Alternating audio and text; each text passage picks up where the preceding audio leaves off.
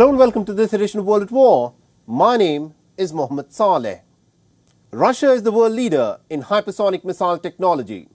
But on the 18th of April, a court in St. Petersburg sent the 76-year-old Alexander Kuranov to 7 years in a high-security prison for passing on state secrets to foreign nationals.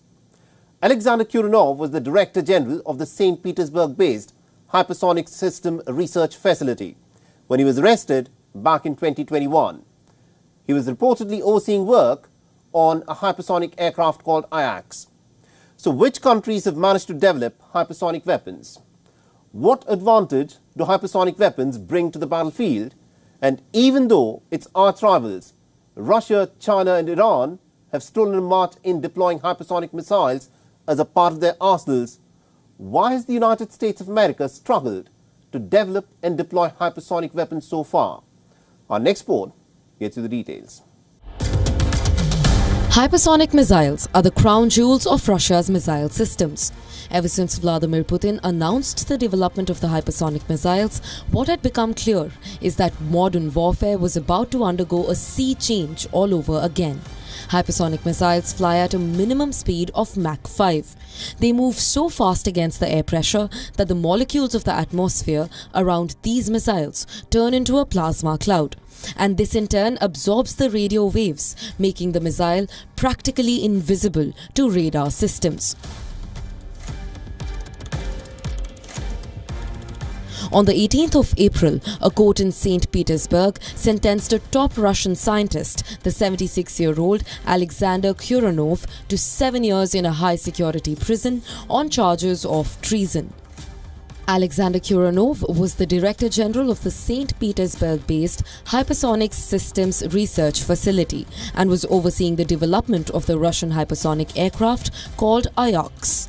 He had been arrested in 2021 for leaking top state secrets to foreign nationals.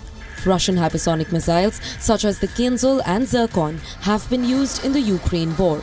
They have demonstrated their ability to punch through the air defenses and wreak havoc on Ukrainian military assets like few other weapons can. On the 19th of April, addressing the NATO leaders, the Ukrainian President Volodymyr Zelensky again put forth the demand for Patriot air defense systems. We are telling this directly to defend. We need 7 more Patriots or similar air defense systems, and it's a minimum number. They can save many lives and really change situation. You have such systems? Please. But the Patriot defense missile systems do not come cheap. Each unit costs an average of $1 billion, while a single Patriot interceptor missile can cost an eye-watering $4 million. And what is worse is that there is no guarantee that the Patriot interceptors can, with any degree of certainty, shoot down the hypersonic missiles. Just a handful of nations at this moment have deployed the hypersonic missile systems. Russia, the world leader in hypersonic missiles, has the 3M22 Zircon, the avant-garde hypersonic glide vehicle, the KH-47M2 Kinzhal missiles, the R-37M, the MIVIC anti-ship missile that has been developed to sink aircraft carriers, and the Gremlin hypersonic guided rocket. Another country that has tried to keep pace with the Russians in the hypersonic weapons system is China. Beijing has developed the solid-fueled Dongfeng 17 that can deliver the DF-ZF hypersonic glide vehicle, while the YJ-21 is an anti-ship ballistic missile that can deploy hypersonic conventional warheads. North Korea has developed the Hwasong 8 with hypersonic capabilities, while Iran has the Fatah-1 and Fatah-2 missiles that reportedly can touch a top speed of Mach 15 and can strike Tel Aviv in less than 400 seconds. On the other hand, the United States for years has been struggling to develop hypersonic missiles. But on the 19th of March this year, the United States for the first time claims to have successfully tested the AGM-183A air-launched rapid response weapon that flew a distance of 2,600 kilometers over the Pacific. The American hypersonic missile that was launched from a B-52 bomber is still in its prototype stage, and it is not clear when it would go into production. Other US allies such as France, the United Kingdom, Japan and South Korea are also trying to develop their hypersonic weapons. But in this race to develop the new generation of hypersonic weapons, Russia, China, North Korea and Iran appear to have a clear lead.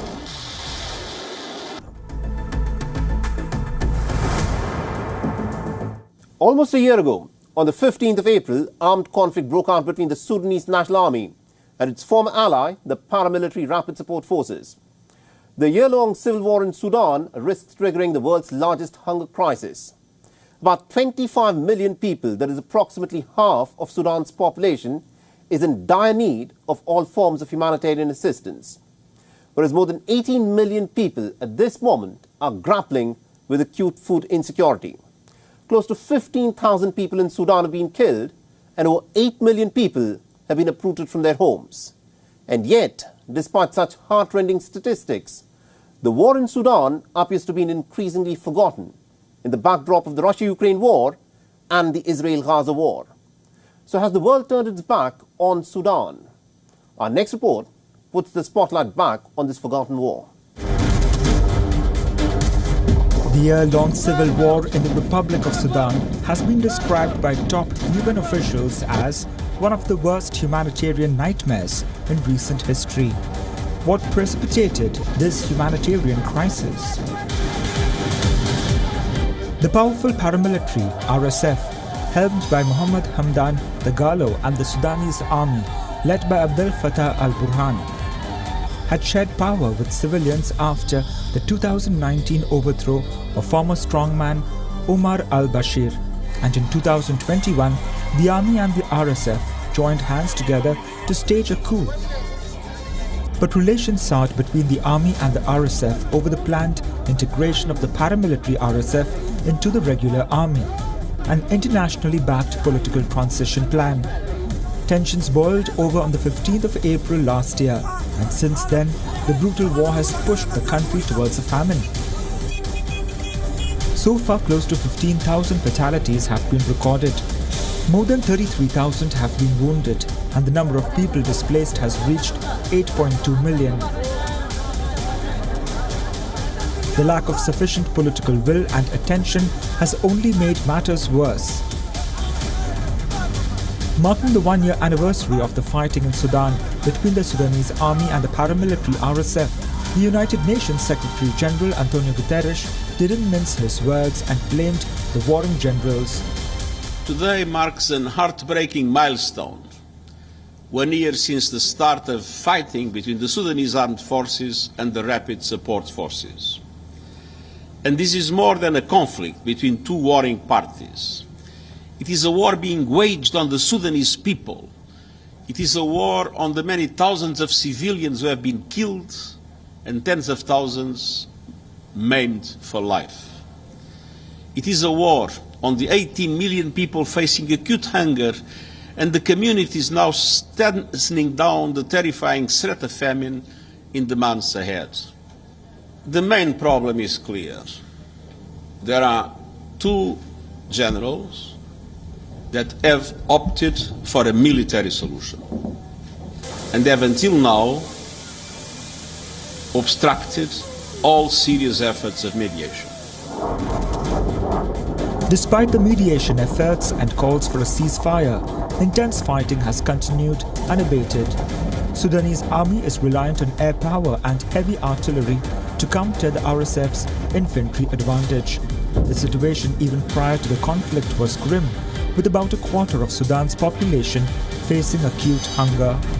An international conference was organized for war-torn Sudan in Paris on the 15th of April, exactly a year after war broke out in the northeast African country.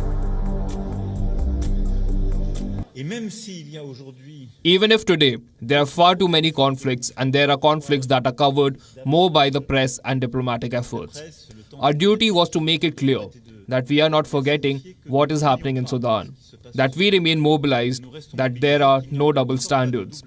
This is why France, the member of the Security Council and an ally of Sudan, with Germany and the European Union, took the initiative of this conference to show our will, our determination to put an end to this crisis from which people are suffering, to give hope and to engage alongside Sudanese men and women.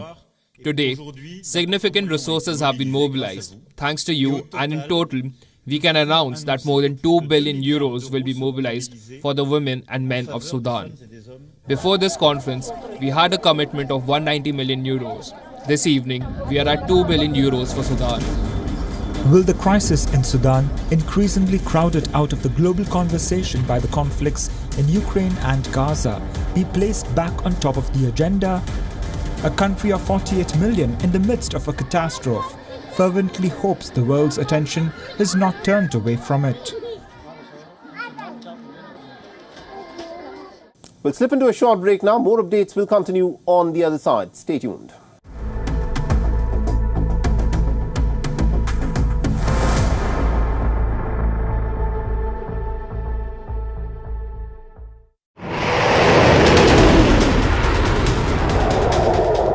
This week on the West Asia Post, the decades-long Iran-Israel shadow war is out in the open. After the unprecedented aerial strike by Iran, all eyes are on how Israel will respond and what sanctions will its allies impose on Tehran. On another war front in the West Bank, cross-border exchanges are increasing between Israel and Hezbollah. Also on the show, there is flooding in the desert city of Dubai. All this and more. Catch the West Asia Post only on WION. World is One.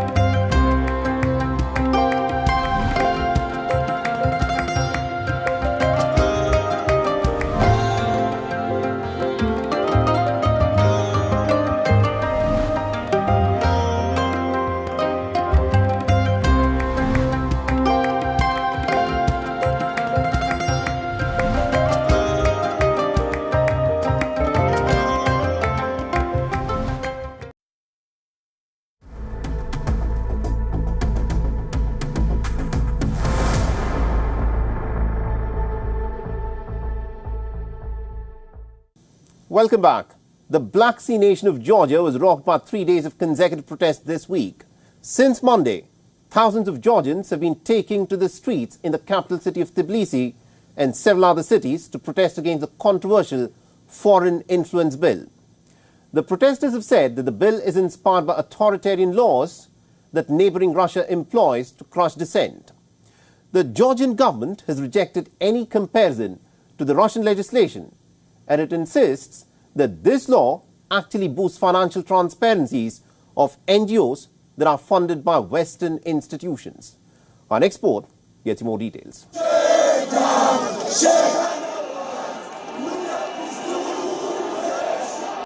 Some 20,000 Georgians took to the streets in the Georgian capital Tbilisi on Wednesday evening after lawmakers advanced a controversial foreign influence law. 83 lawmakers from the ruling Georgian Dream Party voted in favour of the first reading of the bill in a vote boycotted by the opposition MPs.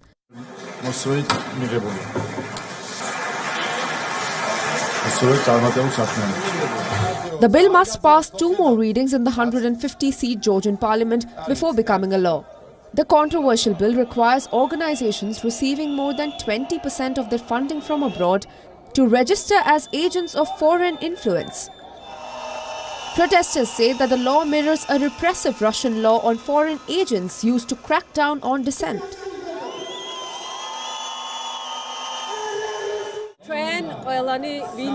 All of us here oppose the Russian law. We don't want our country to adopt such a law on foreign agents. It's offensive to us. We also don't want our country to follow Russia's path.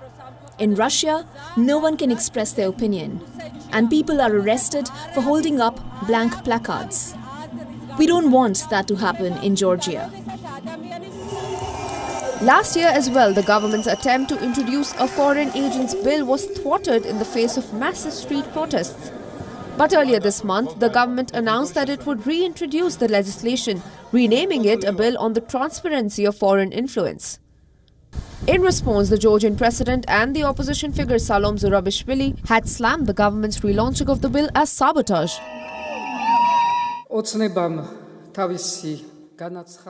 Georgian Dream made its bid very clear, saying no to Europe on all fronts.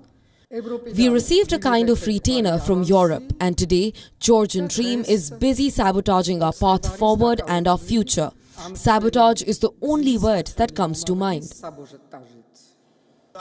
Things took an ugly turn over the government's reintroduction of the bill on the 15th of April, when an opposition MP punched a ruling party lawmaker who had co-sponsored the bill. A former Soviet republic, Georgia had sought for years to deepen relations with the West. A 2023 poll found that more than 80% of 3.7 million Georgians supported joining the European Union. Last December, the European Union granted Georgia official candidate status, subject to extensive negotiations on various topics including democratic norms. The ruling Georgian Dream Party, though, has faced accusations of steering the nation towards closer ties with Russia. The fate of the controversial bill is a crucial test in deciding whether Georgia, 33 years after the collapse of the Soviet Union, moves back closer to Russia or pursues a path of integration with the West.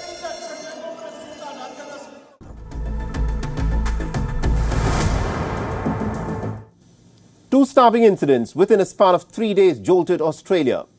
The first incident took place at a shopping mall in Sydney's east on the 13th of April. 6 people were stabbed to death by a 40-year-old man before he was shot dead by the police.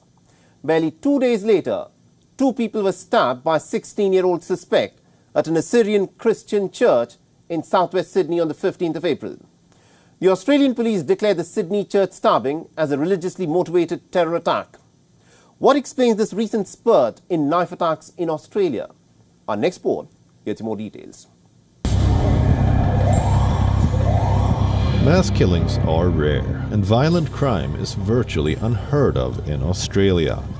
But one horrific stabbing incident on a Saturday afternoon changed all that. 6 people, 5 of them women, were killed in the attack at the sprawling Westfield Bondi Junction Mall complex in Sydney's east. Over a dozen others, majority of them women, were also wounded when a knife-wielding attacker, 40-year-old Joel Cauchi, rampaged through the busy shopping center. Though the attacker was shot dead by a police officer, Inspector Amy Scott, at the scene, the frightful incident left the survivors shaken. I saw people running quite clearly in one direction, and behind them was a man with a knife running towards the people. He was running up to them, trying to, I don't know what he was doing. But then we went into the gym, because I was right outside that, and we're trying to close the doors to the gym when we heard the gunshots, which I understand now were the police, but at the time we didn't know that. So The attacker's father, Andrew Koshi, was left distraught. He claimed that his son had a long history of mental illness and frustrations with women. To you, he's a monster. To me, he was a very sick boy. Believe me, he was a very sick boy. Because he wanted a girlfriend, and he's got no social skills, and he was frustrated out of his brain. Even as a grieving nation was trying to come to terms with the horrific incident, another brutal knife attack took place barely a couple of days later. 2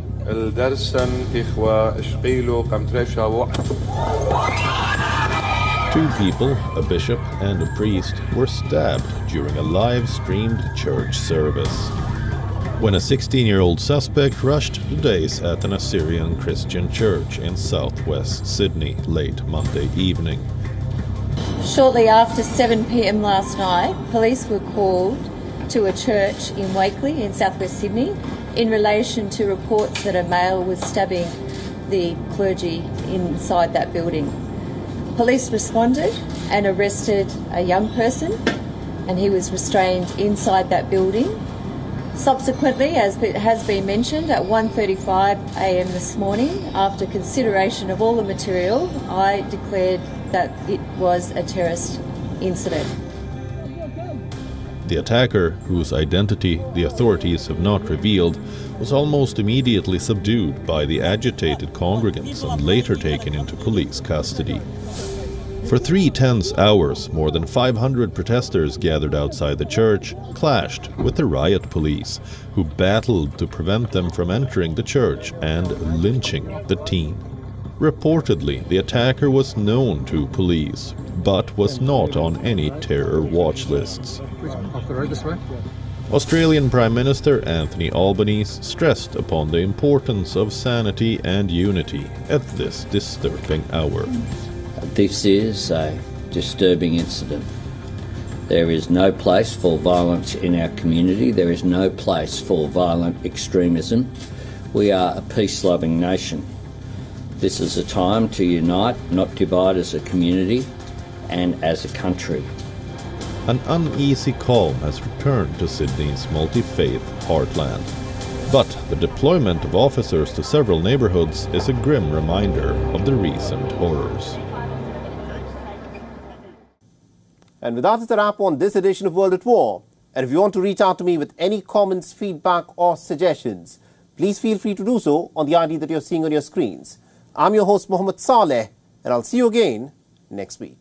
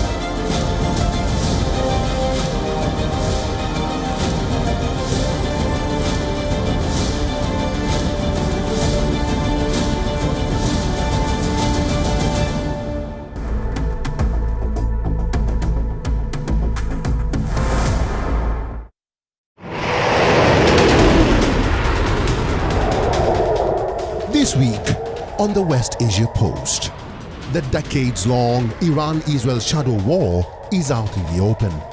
After the unprecedented aerial strike by Iran, all eyes are on how Israel will respond and what sanctions will its allies impose on Tehran.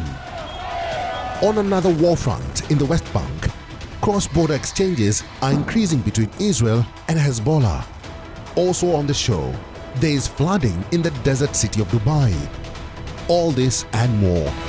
Catch the West Asia Post only on WION. World is One. Hundreds rally in Niger capital Niamey for US departure and Russia support as Russian instructors arrive to train Niger forces in the use of new military hardware. Sudan still in turmoil 365 days later as the warring paramilitary and army continue to trade barbs and wreak havoc across the nation. And in Uganda, young wrestlers dream of one day emulating their heroes and joining wild wrestling entertainment. Watch Wild of Africa at these times on WION. Wild is One.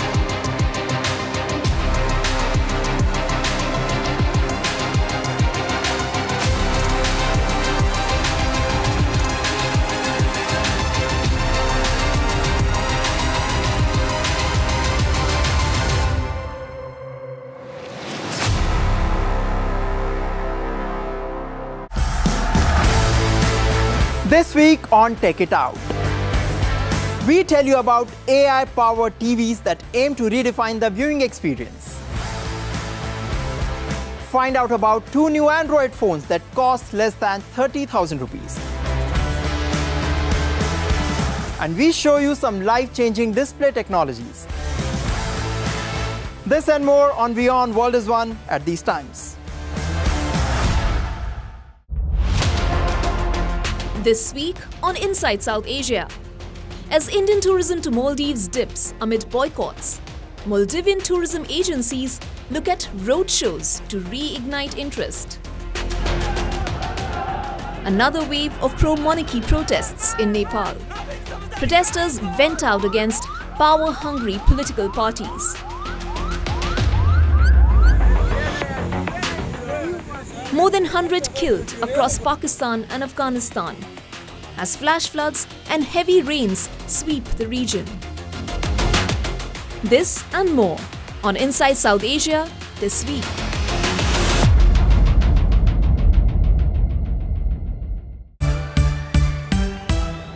This week on Melt, why does TVS Motors need to address gender representation in the workforce? Hear from both the brand and its creative partner. We have a very clearly stated vision of transforming quality of life of people across the world through mobility solutions. You have to think inside the box. The biggest box that you need to think inside is what are your client goals.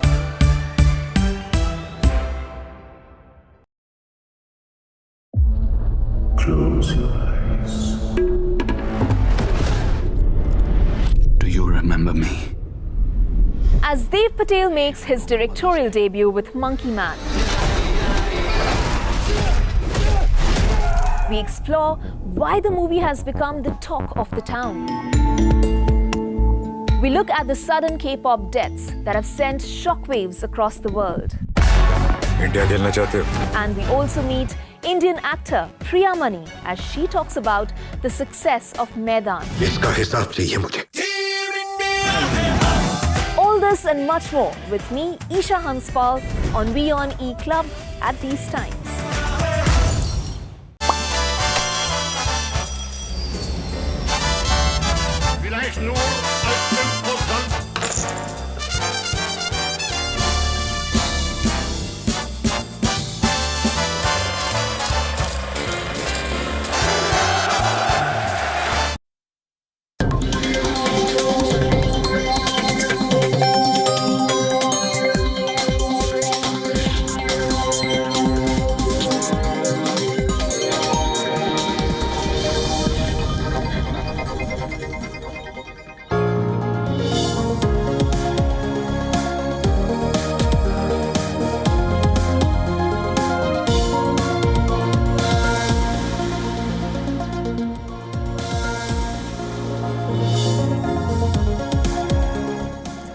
Hello and welcome. You're watching WION World is One. My name is Mohammed Saleh, and let's start this broadcast by taking a quick look as to what is making headlines at this hour.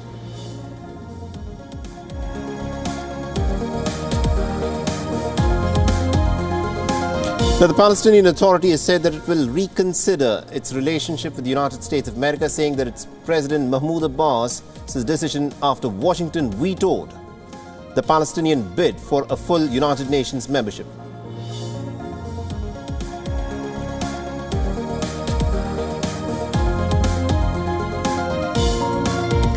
The South Korea's leading doctors' body has rejected the revised medical reform plan. Initial version was to boost the annual admissions to medical schools by nearly about 2,000. And this had sparked the trainee doctors to go on a strike.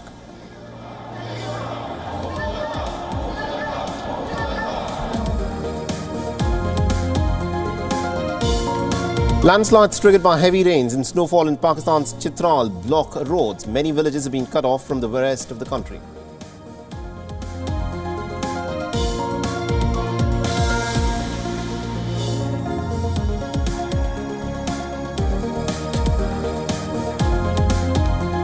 The Chinese Navy showcases its military might as tensions arise in the South China Sea. The public was allowed on board the 4 warships ahead of its 19th Western Pacific Naval Symposium in Qingdao on Monday.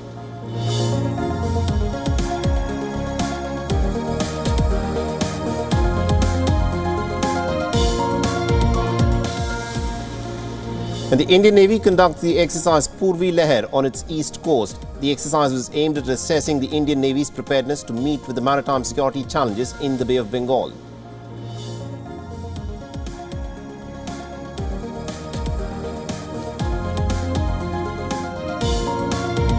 And all eyes are on the US Congress passing the long-awaited aid bills. The proposals provide $60 billion to Ukraine and $26 billion to Israel and $8 billion to the Indo-Pacific region, including Taiwan. The House of Representatives